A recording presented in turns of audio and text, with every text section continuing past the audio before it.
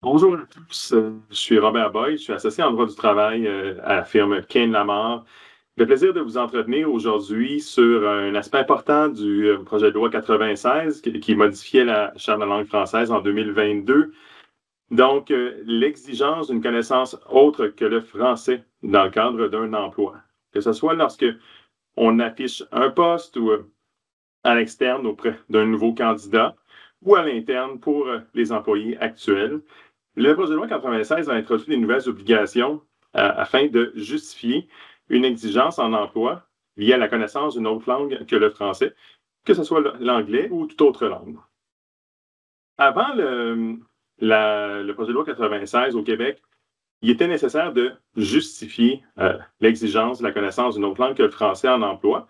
C'était le critère de la nécessité qui s'appliquait.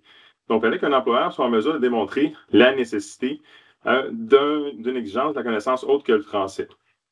Le projet de loi 96 a introduit un ensemble d'autres obligations pour non seulement devoir justifier la connaissance d'une autre langue que le français, mais également démontrer qu'on a pris tous les moyens raisonnables pour éviter d'avoir à exiger la connaissance d'une autre langue pour accéder à un emploi. Et le législateur a imposé une démarche préalable qui doit être complétée par l'employeur avant d'imposer l'exigence d'une connaissance autre que le français. Alors, l'article 45 de la Charte de la langue française interdit à un employeur d'exiger d'une personne, donc d'un candidat ou d'un employé, pour qu'elle puisse rester en poste ou y accéder, notamment pour le recrutement, l'embauche, la mutation, la connaissance ou un niveau de connaissance spécifique d'une autre langue que le français, à moins qu'il ne démontre que l'accomplissement de la tâche nécessite une telle connaissance, donc le critère de la nécessité pour accomplir les tâches, et qu'on a pris tous les moyens raisonnables pour éviter d'imposer une telle exigence. Donc ça, c'est vraiment l'ajout du projet de loi 96, c'est de pouvoir démontrer qu'on a pris tous les moyens raisonnables pour éviter d'avoir imposé l'exigence et la connaissance d'une autre langue que le français.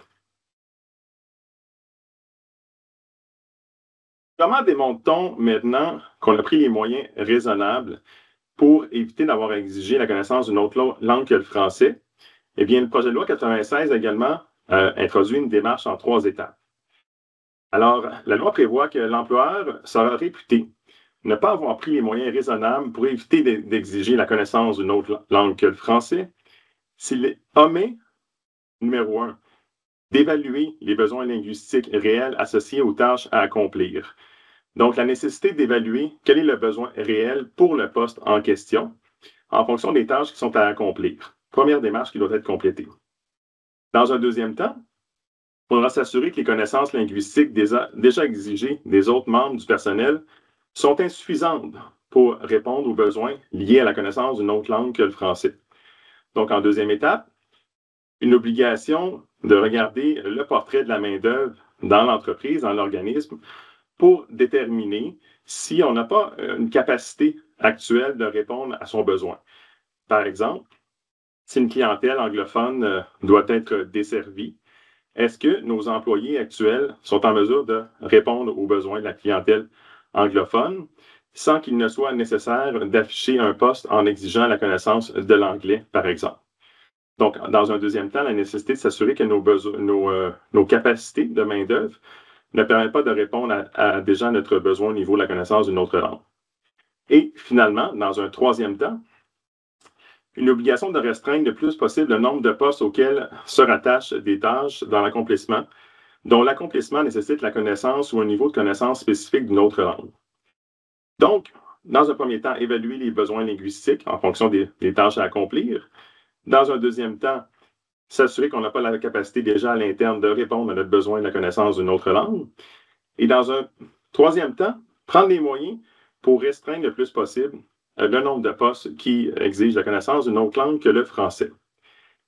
Le législateur est venu apporter une nuance à ces 3 éléments-là en indiquant que pour rencontrer l'exigence de connaissance d'une autre langue que le français, avec nos besoins, avec notre capacité, avec notre main-d'œuvre, on n'a pas à procéder à une réorganisation qui serait déraisonnable. Donc, par exemple, si pour répondre à un besoin de la connaissance d'une autre langue à l'interne, il fallait déplacer des gens ou mettre en place des mesures qui auraient un coût excessif, on n'aurait pas l'obligation d'aller jusque-là. Je vous donne un exemple.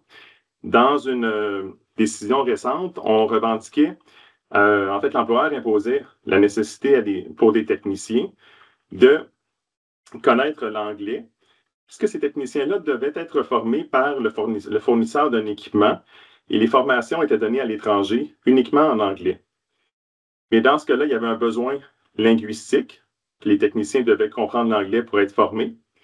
Et on a établi que dans ces circonstances-là, donc il y avait un besoin réel, les formations se donnaient uniquement en anglais par le fournisseur et qu'on n'avait pas d'autres capacités à l'interne. Les techniciens devaient être formés pour pouvoir devaient comprendre l'anglais pour pouvoir accomplir leurs tâches.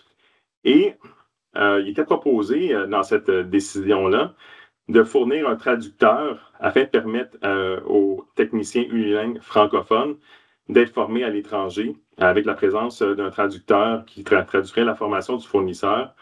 Puis on a établi que dans ce cas-là, ça serait une mesure déraisonnable d'imposer à un employeur l'obligation de fournir un traducteur lors de la formation donnée uniquement en anglais par le fournisseur. C'est une récente décision sur ces nouvelles dispositions-là qui vient illustrer un peu comment on va interpréter cette notion-là de réorganisation ou de mesure déraisonnable qui ne doit pas être mise en place. Au niveau, donc, si on résume la situation, ce que vient changer le projet de loi 96 lorsqu'il tente de poser l'exigence de la connaissance d'une autre langue que le français, c'est une démarche préalable que l'employeur doit compléter et doit documenter.